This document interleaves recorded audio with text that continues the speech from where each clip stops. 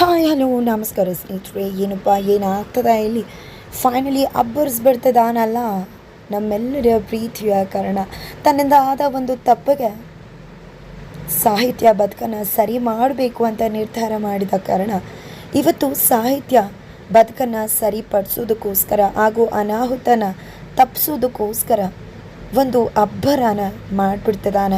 ಹಾಗಾದ್ರೆ ಏನಾಗ್ತದೆ ಇಲ್ಲಿ, ಏನಾಗುತ್ತೆ, ಇದು ಎಲ್ಲವನ್ನ ಕೂಡ ತಿಳ್ಕೊಬೇಕು ಅಂದರೆ ಈಗಲೇ ನಿಮ್ಮ ಈ ಚಾನಲ್ನ ಸಬ್ಸ್ಕ್ರೈಬ್ ಮಾಡಿ, ಹಾಗೆ ಒಂದು ವಿಡಿಯೋವನ್ನು ಪೂರ್ತಿಯಾಗಿ ನೋಡಿ.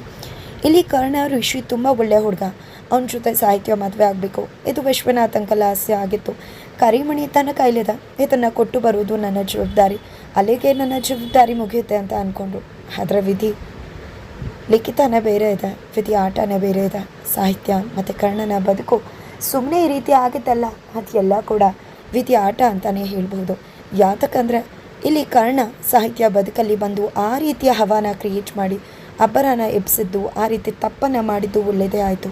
ಬಿಕಾಸ್ ಅಂದು ಸಾಹಿತ್ಯ ಮದುವೆ ಆಗ್ತಿದ್ದ ರಿಷಿ, ಇಂದು ಮದುವೆ ಆಗೋಕ್ಕೆ ಹೊರಟಿದ್ದು ರಿಷಿ ಕೆಟ್ಟವರು, ಯಾವುದೇ ಕಾರಣಕ್ಕೂ ಒಳ್ಳೆಯವರಲ್ಲ.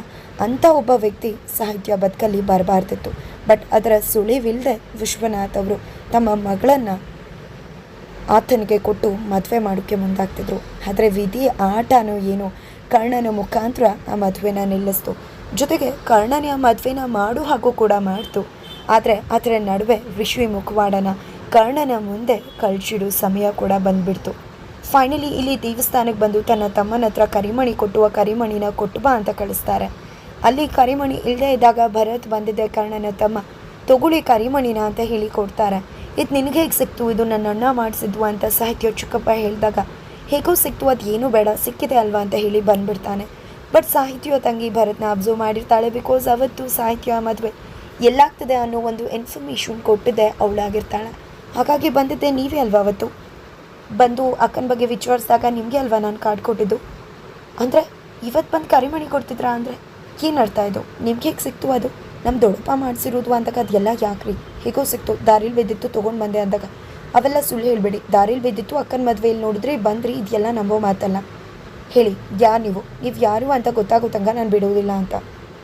ಅದು ನನ್ನ ಕರ್ಣನ ತಮ್ಮ ಅಂತಾರೆ. ಏನು ನೀವು ಕರ್ಣನ ತಮ್ಮನ ಅಂತ ಶಾಕ್ ಆಗ್ತಾಳೆ. ಹೋ, ಹಾಗಿದ್ರೆ ಅವತ್ತು ನಾನು ಅಡ್ರೆಸ್ ಕೊಟ್ಟಿದ್ದು ನಿಮ್ಗೆ, ಹಾಗಿದ್ರೆ ನನ್ನ ಅಕ್ಕನ ಮದುವೆ ನಿಲ್ಸೋಕ್ಕೆ ನಾನೇ ಕಾರಣ ಆಗ್ಬಿಟ್ನಾ. ಏನಾದರೂ ನನ್ನ ಮನೆಯವ್ರು ಗೊತ್ತಾದರೆ ಖಂಡಿತ ನನ್ನ ತಿಥಿ ಮಾಡಿಬಿಡ್ತಾರೆ ಅಂತ ಅನ್ಕೋತಾಳೆ. ಬಟ್ ಮನೆಯವರೆಲ್ಲರೂ ಕೂಡ ಅದನ್ನು ಕೇಳಿಸ್ಕೊಂಡ ಬಿಡ್ತಾರೆ. ನಂತರ ಈ ಕಡೆ ಕರ್ಣನ ತಮ್ಮ ಅಂತ ಗೊತ್ತಾಗ್ತಿದ್ದಾಗೆ ಆಗಲೇ ಅವ್ನು ನೋಡಿದೆ, ಇವಾಗ ನೀನು ಬಂದಿದ್ಯಾ, ಏನು ಆಟ ಆಡ್ತಿದ್ರಾ ಅಂತ ಕೇಳ್ತಿದ್ರೆ, ಇಲ್ಲ ನನ್ನ ಕರ್ಣನ ತಮ್ಮ, ಅಣ್ಣಂಗೆ ಮದುವೆ ನಿಲ್ಲಿಸೋ ಉದ್ದೇಶ ಇಲ್ಲ, ಹಾಗಿದ್ದರೆ ಕರಿಮಣಿ ಸರ ಕೊಟ್ಟು ಕಳಿಸ್ತಾ ಇರಲಿಲ್ಲ, ಹಾಗಾಗೇ ನಾನು ಬಂದು ಈ ಕರಿಮಣಿನ ಕೊಟ್ಟಿದ್ದು ಅಂತ ಹೇಳ್ತಿದ್ದಾನೆ. ಬಟ್ ಅವ್ರು ಯಾರೂ ಕೂಡ ಇವನ ಮಾತನ್ನು ಕಿವಿಗೂ ಕೂಡ ಹಾಕೋತಿಲ್ಲ. ಮದುವೆ ನಿಲ್ಸೋಕೆ ಬಂದಿದ್ರೆ ಅದನ್ನೆಲ್ಲ ಹುಚ್ಚಾಟನ ಬಿಟ್ಬಿಡಿ, ಯಾವುದೇ ಕಾರಣಕ್ಕೂ ಈ ಮದುವೆ ನಿಲ್ಸೋಕೆ ಆಗೋದಿಲ್ಲ ಅಂತ ಎಚ್ಚರಿಕೆ ಕೊಡ್ತಿದ್ದಾರೆ. ಈ ಕಡೆ ಸಾಹಿತ್ಯ ಚಿಕ್ಕಮ್ಮ ಅಂತೂ ತನ್ನ ಮಗಳಿಗೆ ಬಂದು ನಿನ್ನಿಂದಾನೇ ಇಲ್ಲ ಆಗಿದ್ದು ಅಂತ ಹೇಳಿ ಹೊಡಿತಿದ್ರೆ, ಈ ಕಡೆ ಸಾಹಿತ್ಯ ಬಂದು ಬಿಡಿಯಾ ಚಿಕ್ಕಮ್ಮ, ಅವಳಿಗೇನು ಗೊತ್ತಿತ್ತು, ಆದರೂ ನೀನು ನನ್ನ ಹತ್ರ ಈ ವಿಷಯ ಹೇಳಬೇಕಾಗಿತ್ತು ಅಂತ ತಂಗಿ ಮೇಲೆ ವಿಚಾರ ಮಾಡ್ಕೋತಾರೆ. ಯಾವುದೇ ಕಾರಣಕ್ಕೂ ಈ ಮದುವೆನ ನಿಲ್ಸೋಕ್ಕಾಗೋದಿಲ್ಲ, ನನ್ನ ಅಪ್ಪನ ಕೊನೆಯ ಆಸೆ ಈಡೇರುತ್ತೆ ಅಂತ ಹೇಳಿ ಸಾಹಿತ್ಯ ಕರ್ಣನ ತಮ್ಮಂಗೆ ಹೇಳಿ ಕಳಿಸ್ತಾಳೆ. ಅಷ್ಟರಲ್ಲಿ ಇಲ್ಲಿ ಹೊರಗಡೆ ಸಿಚುವೇಶನ್ನೇ ಬದಲಾಗ್ಬಿಟ್ಟಿದೆ, ಕಾನ್ಸಿಕ್ವೆನ್ಸಸ್ ಎಲ್ಲವೂ ಕೂಡ ಚೇಂಜ್ ಆಗಿದೆ. ಈ ಕಡೆ ಋಷಿ ಮುಖವಾಡ ಬಯಲಾಗ್ತದೆ ಕರ್ಣನ ಮುಂದೆ. ಅಲ್ಲಿ ಒಂದು ಪ್ರೆಗ್ನೆಂಟ್ ಲೇಡಿ ಬಂದಿದ್ದಾಳೆ. ಆಕೆ ಸಾಹಿತ್ಯ ಮತ್ತು ಋಷಿ ಮದುವೆ ಒಂದು ಹೆಸರನ್ನು ಬೋರ್ಡನ್ನು ಒದಿಯೋಕ್ಕೆ ಹೋದಾಗ ಬೀಳ್ತಿರ್ತಾರೆ. ಆಗ ಕರ್ಣನೇ ಹಿಡಿದು ಒಂದು ಸೇಫೆಸ್ಟ್ ಜಾಗದಲ್ಲಿ ಕೂರಿಸ್ತಾರೆ. ನಂತರ ಯಾಕೆ ಬಂದಿರೋದು ಅಂತ ಕೇಳಿದಾಗ ಅವರು ಏನೂ ಇಲ್ಲ ಅಂತ ಹೇಳ್ತಾರೆ. ನಂತರ ಈ ಕಡೆ ಋಷಿ ಬರ್ತಾನೆ, ಈ ಕಡೆ ಆಕೆನ ಭೇಟಿ ಮಾಡ್ತಾನೆ. ಇಬ್ಬರು ಕೂಡ ಮಾತಾಡ್ತಿರೋದನ್ನು ನೋಡಿ ಅನುಮಾನ ಬರುತ್ತೆ. ತಕ್ಷಣ ಕೇಳಿಸ್ಕೊತಾನೆ, ಅಲ್ಲಿ ಯಾಕೆ ನೀನು ಬಂದೆ ಅಂತ ಕೇಳ್ತಿದ್ರೆ, ಯಾಕೆ ಬರಬಾರ್ದಿತ್ತು, ಯಾಕೆ ಮದುವೆ ಆಗೋಕ್ಕೆ ಹೊರಟಿದ್ಯಲ್ವಾ ನೀನು ಅಂತ ಹೇಳ್ತಿದ್ರೆ, ನಾಳೆ ನಾನೇ ನಿನಗೆ ಬಂದು ಭೇಟಿ ಮಾಡ್ತಿದ್ದೆ ಅಂದಾಗ, ಏನು ಮಾತಾಡ್ತಿದ್ಯಾ, ಲವ್ ಮಾಡಬೇಕಾದ್ರೆ ಚೆನ್ನಾಗಿತ್ತೆ ಹಿಂದೆ ಬಿದ್ದು, ನನಗೆ ಇವಾಗ ಮಗು ಕೊಟ್ಟು ನನ್ನ ಹೊಟ್ಟೆಲಿ ನಿನ್ನ ಮಗು ಬೆಳೀತಿದೆ ಅಂತ ಗೊತ್ತಿತ್ತು, ಈ ರೀತಿ ಮೋಸ ಮಾಡ್ತಿದ್ಯಲ್ಲ, ಏನು ಹೇಳಬೇಕು ಅಂತ ಹೇಳಿದಾಗ ನಾನು ಹೇಳಿದೆ ಅಲ್ವಾ, ಯಾವತ್ತೂ ಒಂದೇನೋ ಮಾಡಿದ ತಪ್ಪಿಗೆ ಇದನ್ನೆಲ್ಲ ಅನುಭವಿಸೋ ಕರ್ಮ ನನಗಿಲ್ಲ, ಜೊತೆಗೆ ಈ ಮಗು ನಾನು ಇಟ್ಕೊ ಅಂತ ಹೇಳಿಲ್ಲ, ನೀನೇ ಇಟ್ಕೊಂಡಿರೋದು ಈ ಪಾಪದನ್ನ ಅಂತ ಹೇಳ್ತಿದ್ರೆ, ಏನು ಮಾತಾಡ್ತಿದ್ಯಾ ನೀನು ಅಂತ ಬೈತಿದ್ದಾಳೆ. ಈ ಕಡೆ ಸರಿ ಬಿಡು, ನಾನು ಹೋಗಿ ಎಲ್ಲ ವಿಷಯ ಹೇಳ್ತೀನಿ, ಆಕೆನೇ ಡಿಸೈಡ್ ಮಾಡಿ, ಆಕೆನೂ ಕೂಡ ಒಂದು ಹೆಣ್ಮಗಳು, ನನ್ನ ಪರಿಸ್ಥಿತಿ ಅರ್ಥ ಮಾಡ್ಕೋತಾಳೆ ಅಂತ ಅಂದಿದ್ದೆ. ಒಳಗಡೆ ಹೋಗೋಕ್ಕೆ ನುಗ್ತಿದ್ದಾಳೆ. ಅಷ್ಟರಲ್ಲಿ ಋಷಿ ಬಂದಿದ್ದೆ, ಎಲ್ಲಿಗೆ ಹೋಗ್ತಿದ್ಯಾ ನೀನು ಅಂತ ಕೆನ್ನೆಗೆ ಬಾರಿಸೋಕೆ ಮುಂದಾದರೆ ಕರ್ಣ ಬಂದು ತಡಿತಾರೆ.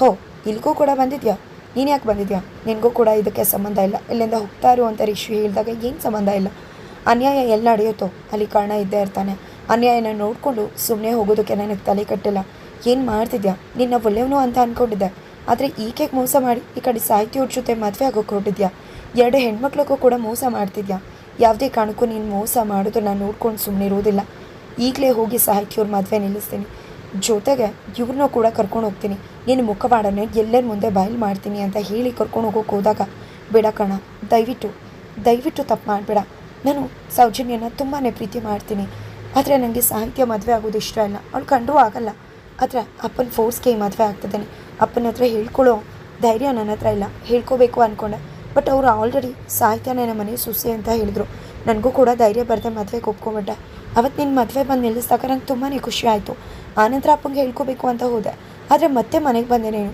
ಅವತ್ತು ನಾನು ನಿನ್ನ ಆ ರೀತಿ ಮಾತಾಡಿದ್ದೆ, ಈ ಒಂದು ಮದುವೆ ನಿಲ್ಲಬೇಕು ಅನ್ನೋ ಕಾರಣಕ್ಕೆ, ಆದರೆ ಮತ್ತೆ ನೀನು ಬಂದು ಅವ್ರು ತಪ್ಪಿಲ್ಲ ಅಂತ ಹೇಳಿದೆ, ಮತ್ತೆ ಮದುವೆ ಫಿಕ್ಸ್ ಆಯಿತು, ನಿಜ ನಾನು ತಪ್ಪು ಮಾಡಿದ್ದೀನಿ, ಈ ಮಗುನ ಆಡಿಸ್ಬೇಕು ಎಲ್ಲ ಕೂಡ ನನಗೂ ಆಸೆ ಇದೆ, ಅಪ್ಪ ರೆಪ್ಯುಟೇಷನ್ ಅಂತ ಹೇಳ್ತಾರೆ, ನಾನು ಸತ್ಯ ಹೇಳಿದ್ರು ಸೌಜನ್ಯನ ಸುಮ್ಮನೆ ಬಿಡ್ತಿರ್ಲಿಲ್ಲ ಅವರು, ಹಾಗಾಗಿ ತಪ್ಪು ಮಾಡಿಬಿಟ್ಟೆ, ಆದರೆ ತಿದ್ಕೋತೀನಿ, ಅವತ್ತು ನೋಡು ನೀನು ಒಳಗಡೆ ಹೋಗಿ ಹೇಳಿದ್ದಕ್ಕೆ ಏನೆಲ್ಲ ಆಗೋಯ್ತು, ಇವತ್ತು ಕೂಡ ಅದೇ ರೀತಿ ಆಗಬೇಕಾ, ಬೇಡ ಕಣ, ನಾನೇ ಹೋಗಿ ಎಲ್ಲ ವಿಷಯನೂ ಹೇಳ್ತೀನಿ, ಅಷ್ಟು ಅನುಮಾನ ಇದ್ದರೆ ನೀನು ಕೂಡ ಬಾ ಅಂದಾಗ ಈ ಕಡೆ ಏನು ಮಾಡೋದು ಅಂತ ಹುಡುಗಿನ ಕೇಳಿದ್ರೆ ಯಾಕೋ ಅವ್ರ ಮಾತು ನಿಜ ಅಂತ ಅನ್ನಿಸ್ತದೆ ಅಂತ ಹೇಳ್ತಾಳೆ. ಆಕೆ ಕೂಡ ಎಂದು ಕೂಡ ನಾನು ಅನ್ಯಾಯ ಮಾಡಿದವ್ರನ್ನ ಸುಮ್ಮನೆ ಬಿಟ್ಟವನಲ್ಲ, ಆದರೆ ನಿನ್ನ ಸುಮ್ಮನೆ ಬಿಟ್ಟು ಕಳಿಸ್ತಾ ಇದ್ದೀನಿ, ಏನಾದರೂ ಒಳಗಡೆ ಹೋಗಿ ಬೇರೆ ಆಟ ಆಡಿದ್ರೆ ಆನಂತರ ರಾಕ್ಷಸ ಕರ್ಣನ ನೀನು ನೋಡಬೇಕಾಗತ್ತೆ ಅಂತ ಎಚ್ಚರಿಕೆ ಕೊಡ್ತಾರೆ. ನಂತರ ಸೌಜನ್ಯ ಹುಡುಗಿನ ಕರ್ಕೊಂಡು ಈ ಕಡೆ ಕರ್ಣ ಒಳಗಡೆ ಹೋಗ್ತಾರೆ.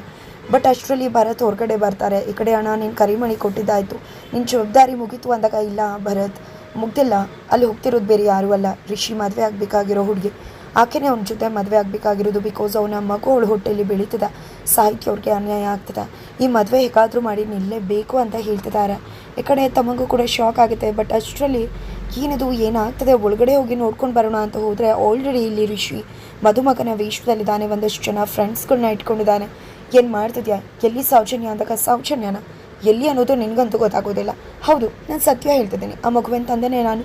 ಬಟ್ ಏನು ಮಾಡ್ಕೋತೀಯಾ, ಏನಿದೆ ನಿನ್ನ ಹತ್ರ ಪ್ರೂಫ್, ಯಾವುದೇ ಕಾರಣಕ್ಕೂ ಈ ಮದುವೆ ನಿಲ್ಸೋಕ್ಕಾಗಲ್ಲ ನಿನ್ನ ಹತ್ರ ಅಂತ ಹೇಳಿ ಡಬಲ್ ಗೇಮ್ ಮಾಡ್ತಾರೆ. ಇದರಿಂದ ಕೋಪ ಮಾಡ್ಕೊಳ್ಳೋಂಥ ಕಾರಣ ಎಷ್ಟು ಸಿಟ್ಟು ಬರುತ್ತೆ ಅಂದರೆ ತೆಗ್ದು ಹೊಡೆದ್ಬಿಡ್ಲ ಅಂತ ಅನ್ನೋಷ್ಟು ಕೋಪ ಬರುತ್ತೆ. ಕುತ್ತಿಗೆ ಪಟ್ಟಿ ಹಿಡಿದು ಆಟ ಆಡ್ತಿದ್ಯಾ, ಇನ್ನು ಮುಂದೆ ನೋಡ್ತಾ ಇರೋ ಈ ಕಾರಣ ಏನು ಮಾಡ್ತಾನೆ ಅಂತ. ಮದುವೆ ಆಗ್ತೀಯಾ ನೋಡೋಣ, ಅದು ಹೇಗೆ ಮದುವೆ ಆಗ್ತೀಯಾ ಅಂತ.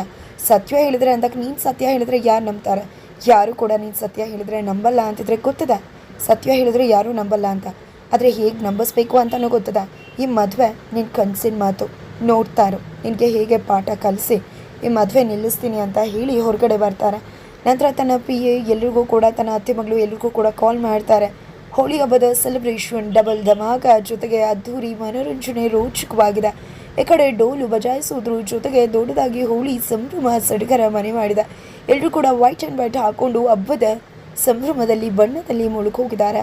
ಆ ಒಂದು ದೇವಸ್ಥಾನದಲ್ಲಿ ಏನಪ್ಪ ಇದು ಈ ರೀತಿ ಅದ್ಧೂರವಾಗಿ ಮಾಡ್ತಿದ್ದಾರೆ ಅಂತ ಅಂದ್ಕೊಂಡ್ರೆ ಫೈನಲಿ ಡೋಲ್ ಬಜಾಯಿಸ್ಕೊಂಡು ಕರ್ಣ ಬಣ್ಣನ ಹಾಕ್ಕೊಂಡಿದ್ದೆ. ಇಡೀ ತಮ್ಮ ಅತ್ತೆ ಮಗಳು PA ಎಲ್ಲರೂ ಕೂಡ ಬಣ್ಣ ಹೋಗ್ಲಿ ಆಡ್ತಾ ಫೈನಲಿ ಮುಹೂರ್ತ ನಡೀತಿರೋ ಜಾಗಕ್ಕೆ ಬಂದೇ ಬಿಡ್ತಾರೆ. ಹಸಮಣ ಮೇಲೆ ಸಾಹಿತ್ಯ ಮತ್ತು ರಿಷಿ ಕೂತಿದ್ರೆ ಅದರ ನಡುವೆ ಜಬರ್ದಸ್ತಾಗಿ ಬಂದು ರೋಚಕವಾಗಿ ತಿರುವನ್ನು ಕೊಡೋಕೆ ಮುಂದಾಗ್ತಿದ್ದಾರೆ ಕರ್ಣ. ಹಾಗಿದ್ರೆ ಯಾವ ಒಂದು ಧಮಾಕ ಮಾಡೋದ್ರ ಜೊತೆಗೆ ಕರ್ಣ ಈ ಒಂದು ಸತ್ಯವನ್ನ ಬಟಾಬೈಲ್ ಮಾಡ್ತಾರೆ. ರಿಷಿ ಮುಖವಾಡನ ಕಳ್ಚಿಟ್ರು ಕೂಡ ಸಾಹಿತ್ಯ ಸುಳ್ಳು ಅಂದ್ಕೊಂಡು ಮತ್ತೆ ರಿಷಿನೇ ಮದುವೆ ಆಗೋಕೆ ಹೋಗ್ತಾಳೆ. ಏನಾಗುತ್ತೆ ಅದರ ನಡುವೆ ತಿಳ್ಕೊಬೇಕು ಅಂದರೆ ಮುಂದಿನ ವೀಡಿಯೋಗೋಸ್ಕರ ವೇಟ್ ಮಾಡೋದನ್ನು ಮರಿಬೇಡಿ.